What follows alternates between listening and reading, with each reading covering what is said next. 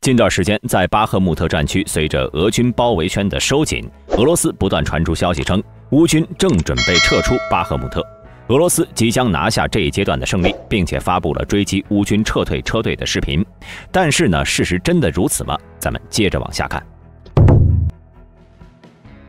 数月以来，乌克兰东部顿巴斯地区城市巴赫穆特始终是俄乌双方作战的重点。双方呢，当前正在围绕该地区展开激烈战斗。根据俄罗斯消息报3月6号报道，俄军继续在顿涅茨克前线发动进攻。在过去的24小时里，瓦格纳士兵在巴赫穆特取得了重大进展。他们从北部攻入该市，同时该市其他方向也正在激战。此时呢，俄军已经控制了巴赫穆特40%的地区，该市也基本处在俄军包围中，所有道路都在其火力控制下。乌军正将作战部队撤至康斯坦丁诺夫卡、克拉马托尔斯克、斯拉维扬斯克的第2道防线。但是在巴赫穆特市区内仍然有大量的乌军，包括乌军精锐第93旅、格鲁吉亚雇佣兵营、第24机步旅、第54机步旅、第81空降旅以及多支国土防御旅，共约1.2万人。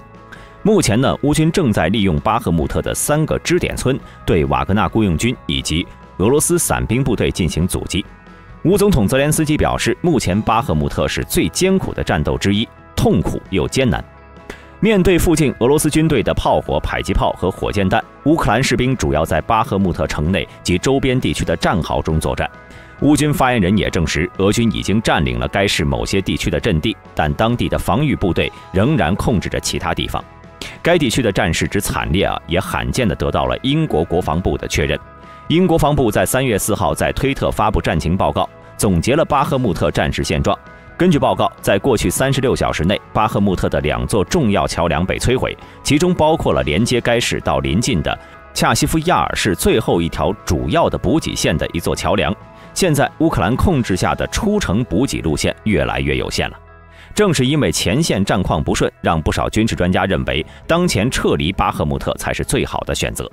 瓦格纳老板普里戈金表示，瓦格纳即将包围这座城市，撤离才是最好的选择。除此之外呢，德国图片报在3月5号援引消息人士的话称，巴赫穆特周边局势引发了乌总统泽连斯基与乌武装部队总司令扎卢日内之间的争论。据称，扎卢日内数周前呢向泽连斯基通报了巴赫穆特撤军的必要性，但是后者却持相反的立场。那么乌军真的要撤离了吗？事实并非如此。在德媒报道之后的第2天，乌总统新闻处就马上发文辟谣了，声称扎卢日内和乌陆军总司令希尔斯基并未同意撤离巴赫穆特。泽连斯基周一与他们会面，他们都主张继续防御，并进一步巩固在巴赫穆特的阵地。泽连斯基还谈到乌克兰要从巴赫穆特撤军的谣言，他称这些说法是虚假信息，并且是来自那些无法接触到必须做出此类决定的机密决策简报的人。同时他还表示，巴赫穆特的乌军不仅不会撤退，还会迎来增援。我们会寻找合适的部队来帮助巴赫穆特的士兵，乌克兰将保卫自己国家的每一寸土地。正如大兵一直以来分析的那样，战争总是要有伤亡，要战胜敌人，就是选择最有利的天时、地利各方面因素，以最小牺牲获得最大胜利。巴赫穆特的地形防御工事对乌军防守有利，而且背靠乌克兰大后方，是一个非常合适的战场。即便如今巴赫穆特被3面包围，也不意味着需要撤离。现在的乌军有不少高质量的北约武器可以投入到巴赫穆特的救援之中，比如海马斯火箭弹、凯撒弓箭手、PZH-2000等自行榴弹炮给予的火力支援，还有豹式主战坦克和黄鼠狼、布拉德利战车也已经陆续抵达乌克兰。此时此刻呢，乌军可以通过援军反攻解救巴赫穆特。从地图上我们可以看出，巴赫穆特距离后面的大城市克拉马托尔斯克、斯拉维扬斯克只有20-30公里，十分方便支援，并且紧邻巴赫穆特西方偏南方向有若干小城镇，他们同样方便支援巴赫穆特。我们可以把这些小镇呢与巴赫穆特看作是一个防御整体，这样就方便理解巴赫穆特完全可以继续战斗，无非是在这片区域犬牙交错继续战斗而已。因此大兵认为，在后勤补给线被俄军切断之前，乌军呢不仅不会撤离，还会利用巴赫穆特这个巨大的绞肉机重创俄军的有生力量，最大限度地消耗俄军战力，为下次大反攻奠定胜利基础。乌克兰东部司令部发言人也表示，乌军目前没有撤退的打算，那些向后撤退的部队只是一些部队正在进行重整。原来在最近几天，乌军不退反进，持续向巴赫穆特战场增派援军，并进行有序的轮战。轮战的安排呢，就是让前线部队得到较好的休息，避免任何一支部队伤亡过大或疲劳作战，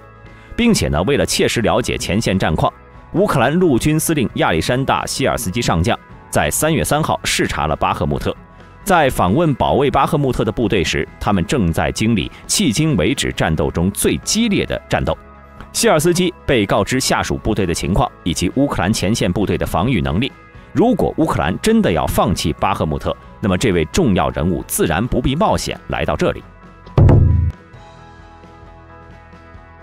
另外，最近社交媒体上呢，还有许多明显夸张的谎言，比如最近疯传的一个说法，就是派往巴赫穆特前线的乌军官兵平均存活时间只有4个小时。对于这个说法，大兵个人是不相信的。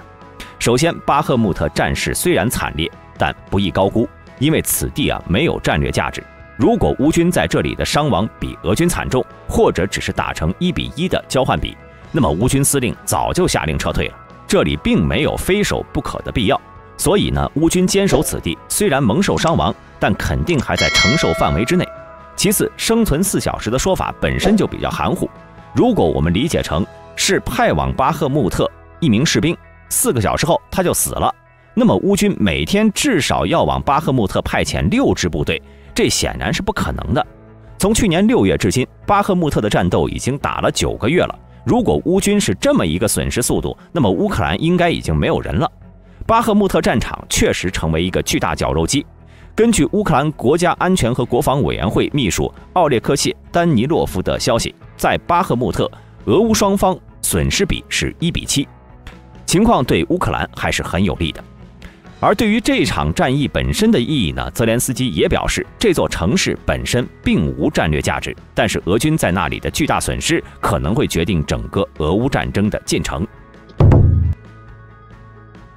以下呢是乌克兰总参谋部公布的最新的俄军战损统计。过去24小时里，俄军装备和人员损失均十分巨大，共有765名俄军死亡。当前俄军累计战死15.14万人，其中包括2名现役中将，至少10名现役少将，另有2名退役重返战争的空军少将。伤残与阵亡人数比例小于1:1，被击落1架战机、1架直升机，被摧毁8辆坦克、15辆装甲车、4套火箭发射系统、17辆油罐车和后勤重卡、4门火炮、3架无人机。俄军装备损失极其重大。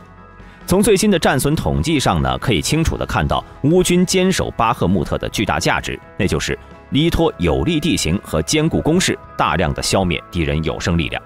根据乌克兰国防部官员透露，从去年12月初以来，俄乌双方阵亡人数之比达到了惊人的10:1。其中一个主要原因呢，就是俄军和瓦格纳集团驱使动员兵、囚犯兵进行人肉冲锋，导致大量死亡。另一个重要原因是乌炮兵对靠近前线的俄军兵力集中的持续加强远距离精确打击。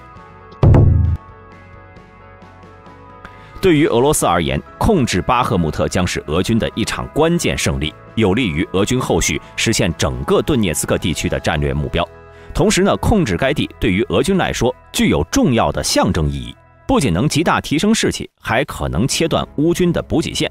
使俄军向顿涅茨克东部其他乌军据点推进。如果俄军成功地控制了巴赫穆特，那么将打通前往克拉马托尔斯克和斯拉维扬斯克的路线。前者呢是乌临时州政府所在地，后者是重要的交通枢纽。乌军对这两地已经坚守和经营了很长时间。不过，根据乌克兰国家通讯社6号报道，乌军事专家斯杜帕克称，即使乌军真的要撤退，也不会有助于俄军的突破，因为俄军在试图占领巴赫穆特的过程中，已经消耗了大量的人员、设备、武器和时间。英军前总参谋长理查德·丹纳特称，乌军撤退到更安全的防线是有意义的。在战略上，这座城市对乌克兰并不重要。现在乌军主要任务是遏制俄罗斯进攻，到春末夏初，他们还能利用西方提供的装备反攻。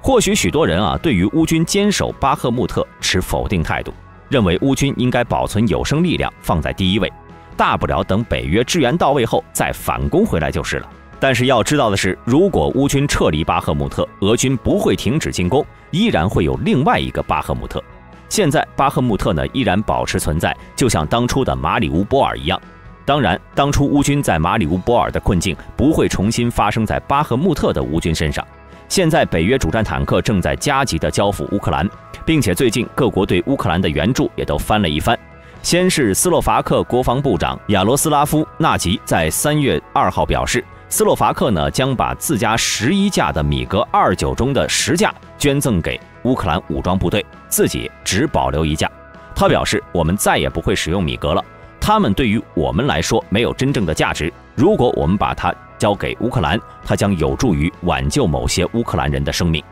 现在波兰、英国和美国都在为乌克兰培训战机飞行员，斯洛伐克开了这个头，等乌克兰空军掌握了其他西方先进战机的驾驶技术，同时建好配套的后勤设备， F-16和其他西方先进战机就会来了。除了斯洛伐克之外呢，欧盟也在3月2号公布了一份计划书，提议额外为乌克兰提供10亿欧元援助，用于购买乌军急需的弹药，并加快向乌克兰运送弹药的速度。欧洲官员估计，乌军每天使用多达7000发大口径炮弹，而俄军每天发射约5万发炮弹。这份计划书称呢，这笔额外拨款呢将出自欧盟的欧洲和平基金，用于购买北约制式的155毫米炮弹。从2022年2月俄乌战争爆发以来呢，欧洲和平基金提供36亿欧元对乌军援。爱沙尼亚上月曾敦促欧盟承诺投入40亿欧元，共同为乌克兰购买100万枚155毫米炮弹。计划书还提到，如果欧盟国家同意投入更多资金，欧盟最终可能会成立一个共同为乌克兰购买武器的专门基金。有了这些援助，乌军呢很有可能会在本月或者4月底发动春季反攻，届时乌军坚守巴赫穆特面临的压力也将会解决。好了，本期视频到这里就结束了。对本频道感兴趣的朋友，请点击下方的订阅按钮。我们下期再见。